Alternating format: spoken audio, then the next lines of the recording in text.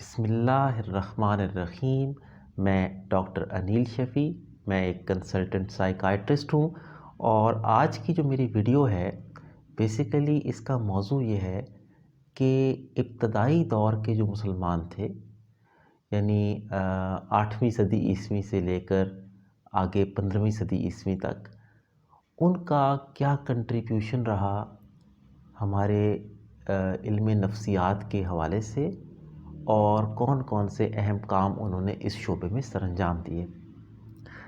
Basically یہ video بنانے کا خیال مجھے اس طرح سے آیا کہ بہت سارے کولیگز اور پیشنٹس بھی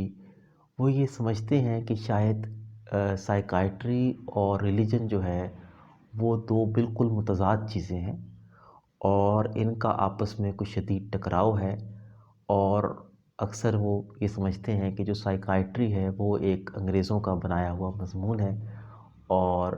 اس حوالے سے ہی ان چیزوں کو لیا جاتا ہے۔ تو اور اس کے ساتھ ساتھ یہ ہے کہ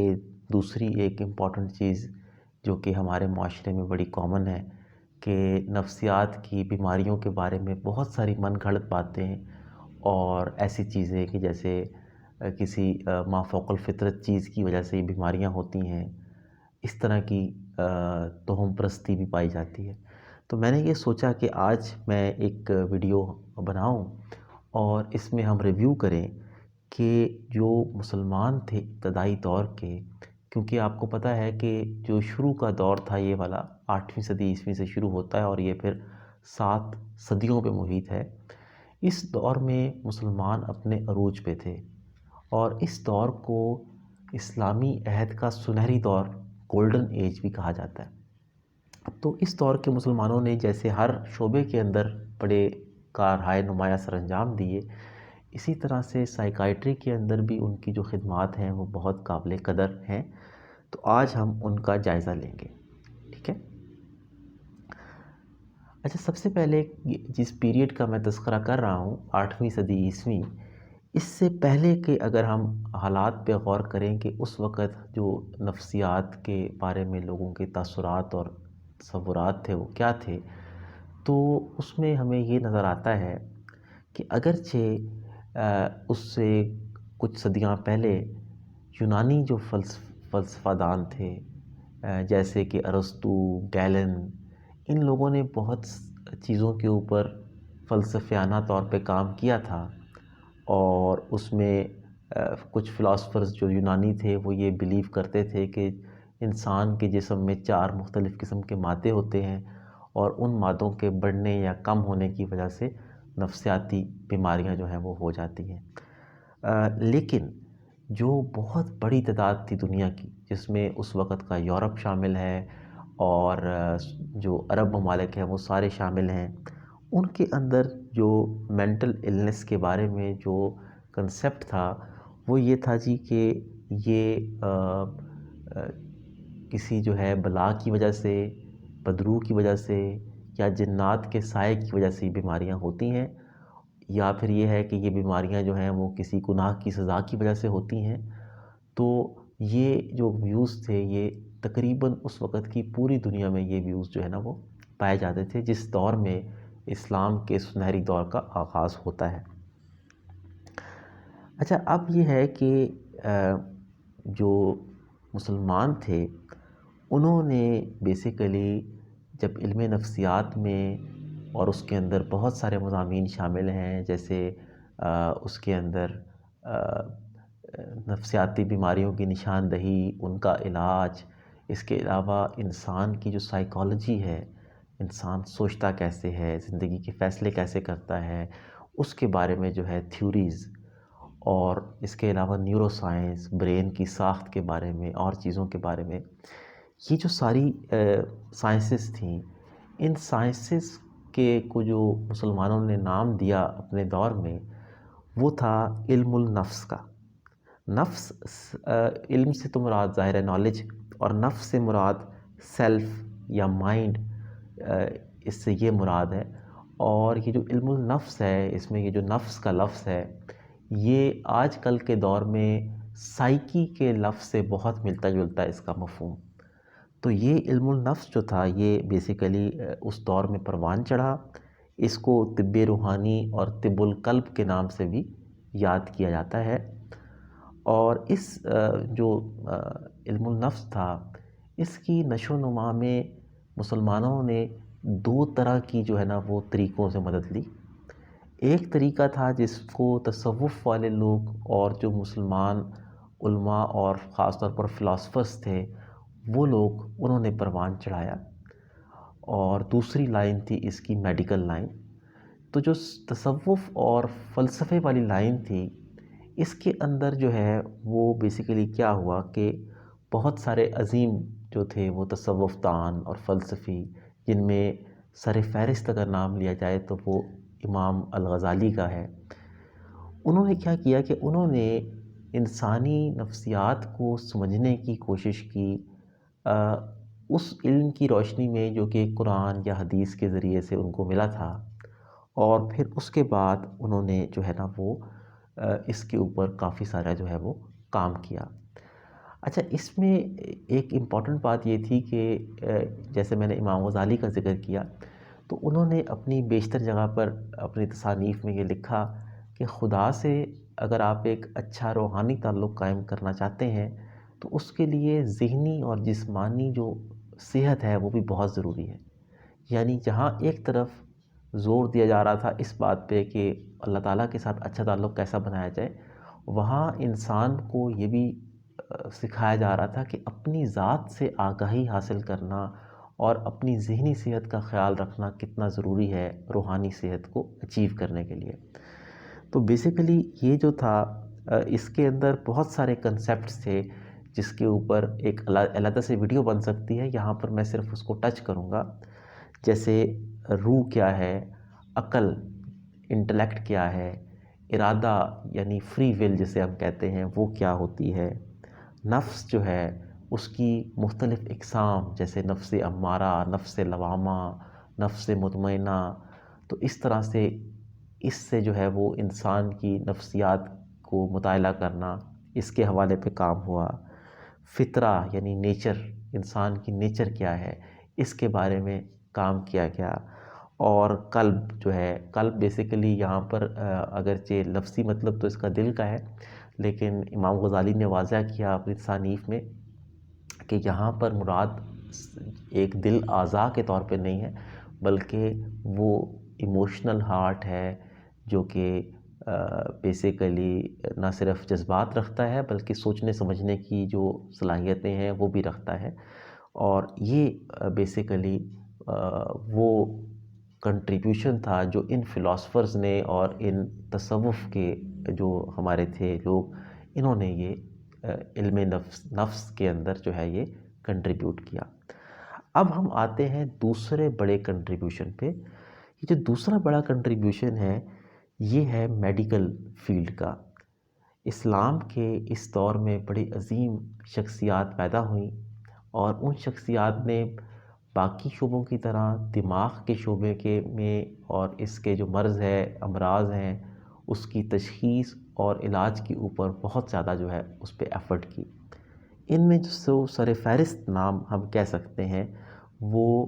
الرازی، جن کو ہم محمد بن زکریا الرازی جو ہے ان کا پورا نام ہے، اور ویسے الرازی کے نام سے اور انگلش جو مصنف ہیں وہ الرازیز کے نام سے ان کو یاد کرتے ہیں. یہ بیسیکلی کیا تھے؟ یہ 8ویں صدی عیسوی کے ابتدائی اوائل میں بغداد کے چیف فزیشین تھے، سب سے بڑے ڈاکٹر تھے. اور وہاں پر بغداد میں جو ہے وہ پہلا بیمارستان قائم کیا گیا تھا مسلمانوں کی تہذیب کا. بیمارستان ایک ہاسپٹل کو وہ کہتے تھے، اور یہ ہاسپٹل جو ہے وہ عموماً شہر کے احاطے میں تعمیر کیا جاتا تھا، اور اس کے اندر مختلف طرح کے جو ہے وہ شعبہ جات رکھے جاتے تھے، جو کہ اکثر شعبے جو تھے وہ الگ الگ اپنا کام اس کے اندر کرتے تھے، جس میں اور دیگر جو میڈیکل کی بیماریاں ہیں ان کے شعبے بھی تھے. لیکن الرازی کی خاص بات یہ تھی کہ الرازی نے اس بات کا تہیہ کیا کہ ہم اس میں جو سائیکائٹری جو مینٹل پیشنٹس ہیں ان کے لیے ایک علیحدہ سے وارڈ بنائیں گے، اور اس کا ایک حصہ جو ہے وہ سائیکائٹری کے مریضوں کے لیے رکھ دیا گیا۔ اب یہ بڑا ہی ایک انقلابی قدم تھا۔ اس سے پہلے یعنی الرازی سے پہلے دنیا میں کبھی بھی جو سائیکائٹری پیشنٹس کو علاج کے لیے داخل کرنا ہے وہ اس سے پہلے کبھی بھی نہیں کیا گیا تھا۔ تو پہلے جو دنیا میں پہلے وہ شخص جنہوں نے سائیکائٹری وارڈ قائم کیے وہ ہمارے مسلمان جو فزیشین تھے الرازی یہ تھے۔ اچھا، اب اس میں یہ تھا کہ الرازی نے وہاں پر جو ہے وہ پھر جب علاج کا پروسیس شروع کیا تو وہ پھر جو بیمارستان تھے ان کا جو سائیکائٹری کا شعبہ تھا وہ آہستہ آہستہ مزید ریفائن ہوتا گیا۔ اس شعبے کا کام کس طرح سے ہوتا تھا یہ بھی بڑا انٹرسٹنگ ہے، میں نے اس کے بارے میں کچھ چیزیں پڑھی ہیں، لیکن اس کے لیے بھی ایک علیحدہ ویڈیو میں میرا خیال ہے بتانا مناسب رہے گا۔ ابھی یہاں پر اگر ہم ذکر کریں گے تو ویڈیو بہت لمبی ہو جائے گی۔ بہرحال یہ تھا کہ الرازی نے ذہنی بیماریوں کے بارے میں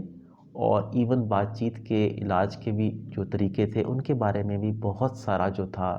وہ میٹیریل اپنی بکس میں لکھا۔ ان کی جو مشہور بکس ہیں وہ المنصوری اور الحاوی ہیں، اور اس میں انہوں نے دماغ کی مختلف بیماریوں کا تذکرہ بھی کیا ہے اور ان کے علاج کے بارے میں بھی بہت ساری باتیں بتائی ہیں۔ اچھا، اب جو دوسرا بڑا نام ہمارے مسلمان سائنسدانوں میں اس دور میں آتا ہے یہ نام ہے ابو زاہد البالخی کا۔ ابو زاہد البالخی جو تھے یہ بھی ایک بہت عظیم مسلمان فزیشین تھے، اور ان کو فادر آف کوگنیٹیو تھراپی بھی کہتے ہیں۔ کوگنیٹیو تھراپی اگر آپ کو پتہ ہو، بیسیکلی آج کل جو ہمارے طریقے ہیں علاج کے، بیسیکلی وہ دو طرح کے طریقے ہیں۔ ایک تو میڈیکیشن کے ذریعے سے علاج ہوتا ہے اور دوسرا علاج بات چیت کے ذرائع سے ہوتا ہے۔ اور بات چیت کے ذرائع سے جو علاج ہوتا ہے بیسیکلی اس میں کیا جاتا ہے کہ اس میں انسان کی سوچوں کے اوپر کام کیا جاتا ہے، اور یہ کوشش کی جاتی ہے کہ سوچوں کو ہم بندے کو سکھائیں کہ اس نے کیسے پازیٹیو بنانا ہے، اور پھر ان پازیٹیو سوچوں سے خود بخود انسان کے رویے اور جذبات کے اندر تبدیلیاں جو ہیں وہ رونما ہوتی ہیں، جس سے پھر اس کا مرض جو ہے وہ بہتر ہونا شروع ہو جاتا ہے۔ لیکن حیرت انگیز بات یہ ہے کہ آج سے جو ہے 1000 سال سے بھی زیادہ عرصہ گزر چکا ہے جب البالخی نے اس سائنس کی بنیاد رکھی۔ ہوتا اصل میں یہ تھا کہ البالخی بیسیکلی تو میڈیکل فزیشین تھے، لیکن جب وہ اپنے پیشنٹس کو دیکھتے تھے تو انہوں نے یہ آبزرو کیا کہ جب پیشنٹس کسی جسمانی بیماری کا شکار ہوتے ہیں تو جسمانی بیماری کے علاوہ ان کے اندر مختلف طرح کی جذباتی اور ذہنی کیفیات بھی پیدا ہو جاتی ہیں، جیسے اداسی، مایوسی کا پیدا ہونا، ڈپریشن کا پیدا ہونا یا بے چینی گھبراہٹ کا آنا۔ اور انہوں نے یہ نوٹ کیا کہ اگر ہم صرف جسمانی بیماری کا علاج کریں اور اس ذہنی جو پرابلمز ہیں ان کا علاج نہ کریں تو اس بندے کی جو زندگی کا معیار ہے وہ نارمل کی طرف نہیں جاتا، بلکہ جو مرض ہے وہ اپنی جگہ پر ایک طرح سے قائم رہتا ہے کہ وہ بندہ جو ہے وہ نارمل زندگی اپنی نہیں گزار پاتا۔ تو یہ بیسیکلی انہوں نے آبزرو کیا، اور اس کے بعد پھر انہوں نے ڈیولپ کیا ایک طریقہ جو کہ بیسیکلی انہوں نے قرآن اور سنت سے اخذ کیا تھا، اور پھر اس کو اپنے علم کی روشنی میں انہوں نے اس کو ریفائن کیا۔ وہ طریقہ تھا کہ انہوں نے ایسے لوگ جو کہ جسمانی بیماریوں کا شکار تھے ان کے لیے ڈیولپ کیا کہ ان کی سوچوں کو، نیگیٹو سوچوں کو جان کے پھر اس کے اوپر وہ کام کرتے تھے بات چیت کے علاج کے ذریعے سے، ان کو پازیٹیو تھنکنگ کی طرف مائل کرتے تھے، اور پھر اس سے جو ہے وہ دونوں طرف مرض میں بہتری جو ہے نا اس کے آنے کے جو امکانات تھے وہ بڑھ جاتے تھے۔ اچھا، یہ جو البالخی تھے انہوں نے اس بات پہ بہت زور دیا اپنی کتابوں میں کہ اگر آپ پراپر امراض کا علاج کرنا چاہتے ہیں تو آپ کو ذہنی مسائل کا بھی علاج کرنا پڑے گا ان پیشنٹس میں جن میں جسمانی جو ہے نا وہ بیماریاں ہوتی ہیں اور ان کے ٹھیک کیے بغیر آپ جو ہے نا وہ جسمانی بیماریوں کو بھی ٹھیک پراپر نہیں کر سکتے۔ دوسرا ایک بہت بڑا کام البالغی کا جو ہے وہ ہے کہ البالغی نے سائیکائٹری کے ڈس آرڈرز کو سائیکوسس اور نیوروسس میں تقسیم کیا۔ میں جب میڈیکل کا یا سائیکائٹری کا اسٹوڈنٹ تھا تو ہم جب پڑھتے تھے اور ابھی بھی ہم یوز کرتے ہیں ان ٹرمینالوجیز کو، یہ بیسیکلی دو اقسام ہیں نفسیاتی مسائل کی۔ سائیکوسس سے اگر آپ لفظی مطلب مراد لیں تو ایک طرح سے پاگل پن کی بیماریاں کہتے ہیں، اور نیوروسز ہوتی ہیں جیسے ڈپریشن، انزائٹی وغیرہ کے امراض کے، جن میں بندہ پریشان تو ہوتا ہے لیکن ذہنی توازن اس کا خراب نہیں ہوتا۔ تو یہ جو تقسیم تھی، میں یہ سمجھتا تھا کہ یہ تقسیم جو ماڈرن جو ہمارے سائیکائٹرسٹ جو ہیں انہوں نے کی ہے، لیکن مجھے بڑی حیرت ہوئی یہ پڑھ کے کہ یہ تقسیم پہلی دفعہ جو تھی وہ البالغی نے اپنی کتابوں میں ڈسکرائب کی بڑی تفصیل کے ساتھ، کہ کچھ امراض جو نفسیات کے ہیں وہ سائیکوسس میں فال کرتے ہیں اور کچھ امراض جو ہیں وہ نیوروسس میں فال کرتے ہیں۔ اس کے لیے ان کی اپنی ٹرمینالوجیز تھیں، لیکن اس سے بھی بڑھ کر یہ کہ پھر انہوں نے جو نیوروسس یا ذہنی پریشانی کے امراض تھے ان کو مزید 4 مختلف قسموں میں تقسیم کیا، جس میں وہم اور وسوسے کی بیماری، اداسی اور ڈپریشن کا مرض، اور تیسری اس کی قسم تھی جس کو کہتے تھے بے چینی اور گھبراہٹ کے امراض، اور چوتھی تھی غصے اور غصے سے جنم لینے والے امراض۔ تو یہ ایک بڑی زبردست ان کا کنٹریبیوشن تھا علم نفسیات کے اندر۔ اچھا، اس کے بعد ہم آ جاتے ہیں ایک اور عظیم مسلم سائنسدان اور فزیشین کے اوپر، جن کو ہم جو ہے نا ابن سینا کے نام سے، اور جو مغرب ہے وہ ایویسنا کے نام سے یاد کرتا ہے۔ بیسیکلی جو ابن سینا تھے، یہ انہوں نے باقی شعبوں کی طرح نفسیات کے شعبے میں بھی بہت سارے امپورٹنٹ کام سر انجام دیے۔ ان کے جو کام سب سے زیادہ امپورٹنٹ ہیں وہ ان میں سائیکوسومیٹک میڈیسنز کی بنیاد، یعنی اگر ہم یہ کہیں کہ سائیکوسومیٹک میڈیسن جو ہے، یہ جو شعبہ ہے یہ ابن سینا نے اس کی بنیاد رکھی تو یہ غلط نہیں ہوگا، اور انہوں نے سب سے پہلے اس کے اوپر کام کیا۔ یہ ہے کیا؟ بیسیکلی سائیکوسومیٹک میڈیسن کا مطلب یہ ہے کہ ذہنی جو کیفیات ہیں ان کا ہمارے جسمانی علامتوں کے اوپر جو ہے نا وہ ان کا اثر ہوتا ہے، اور اگر ہماری ذہنی کیفیات میں کچھ تبدیلیاں آ جائیں تو ان تبدیلیاں جو ہیں وہ اس سے جسمانی علامات بھی پیدا ہو سکتی ہیں، جن کی جو بنیاد ہے وہ دراصل جو ہے وہ ذہنی جو الجھنیں یا ذہنی پریشانیاں ہیں وہ اصل میں ہوتی ہیں۔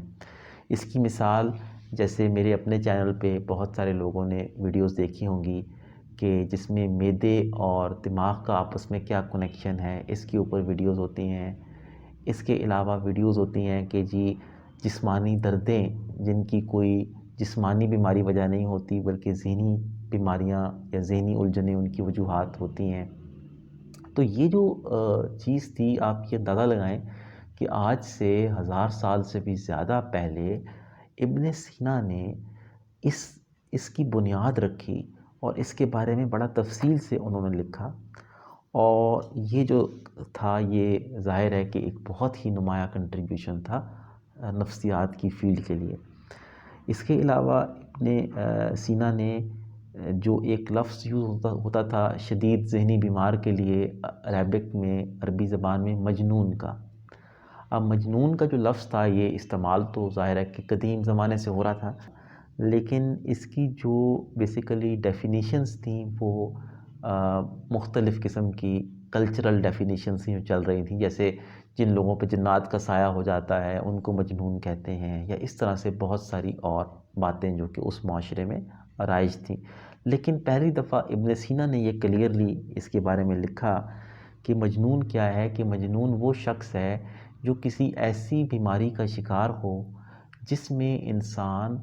حقیقت اور خیالی دنیا یعنی فینٹیسی لائف میں فرق کرنے کے قابل نہ رہے۔ اب یہ جو ڈیفینیشن ہے ان کی، یہ تقریباً ایگزیکٹلی وہی ڈیفینیشن ہے جو کہ آج کل سائیکوسس کی ہم اپنی سائیکائٹری کے اندر کرتے ہیں. تو بہت ہی امپورٹنٹ کنٹریبیوشن ہے. ابن سینا نے اپنی کتابوں میں مختلف بیماریاں جن میں نیند نہ آنے کا مرض، مینیا یعنی تیزی کی بیماری، اداسی اور مایوسی کا مرض، اور مردانہ جو جنسی مسائل تھے ان کے بارے میں اور ان کے علاج کے بارے میں بہت ساری باتیں جو ہیں وہ تفصیلات اور ان کے علاج کے بارے میں بہت ساری باتیں بیان کی.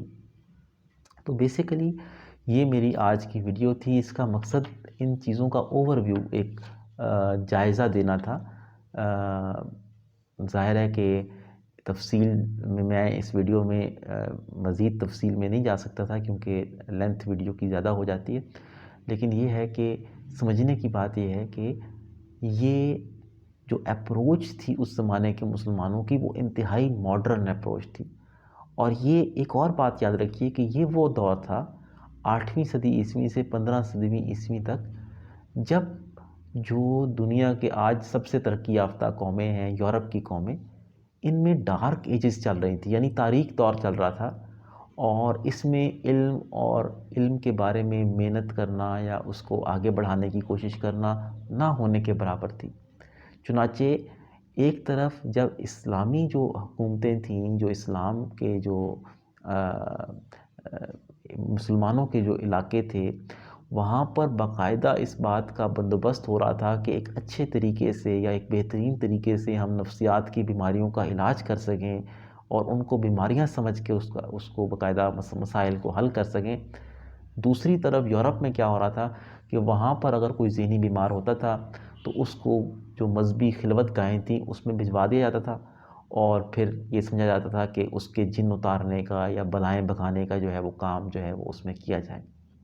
تو یہ کیا شو کرتا ہے؟ یہ شو کرتا ہے کہ جو نفسیات کا جو مضمون ہے وہ کوئی ایسا نہیں ہے کہ یہ اس کے اندر صرف انگریزوں نے ہی کام کیا ہو. انگریزوں نے، اس میں کوئی شبہ نہیں ہے کہ ماڈرن سائیکائٹری میں جو بہت بڑا کام ہے وہ انگریزوں نے ہی کیا ہے، لیکن اس کی بنیاد رکھنے میں مسلمانوں کا بہت امپورٹنٹ کنٹریبیوشن ہے. اور اب اس بات کی ضرورت ہے کہ ہم اپنے لوگوں کو یہ گائیڈ کریں کہ یہ جو من گھڑت باتیں ہیں کہ جی جنات کے سائے کی وجہ سے نفسیات کی بیماریاں ہو جاتی ہیں، اور یہ توہم پرستی ہے کہ پتہ نہیں کوئی گناہ کی سزا ہے یا ایسا کچھ ہے کہ جس کی وجہ سے نفسیاتی بیماری ہوئی ہے، تو یہ ضرورت ہے وقت کی کہ ہم اپنے شاندار ماضی سے سبق سیکھتے ہوئے ان چیزوں کو اپنے معاشرے سے زائل کرنے میں اپنا کردار ادا کریں، تاکہ ہم دوبارہ سے جو مینٹل ہیلتھ ہے اس کے بارے میں صحیح اپروچ جو ہے وہ اختیار کر سکیں. تو یہ میری آج کی ویڈیو تھی. ویڈیو آپ کو کیسی لگی مجھے ضرور اپنے کومنٹ میں بتائیے گا، اور اگر آپ کسی اور خاص موضوع کے بارے میں ویڈیوز دیکھنا چاہتے ہیں تو اس کے بارے میں بھی مجھے ضرور بتائیے گا. بہت شکریہ.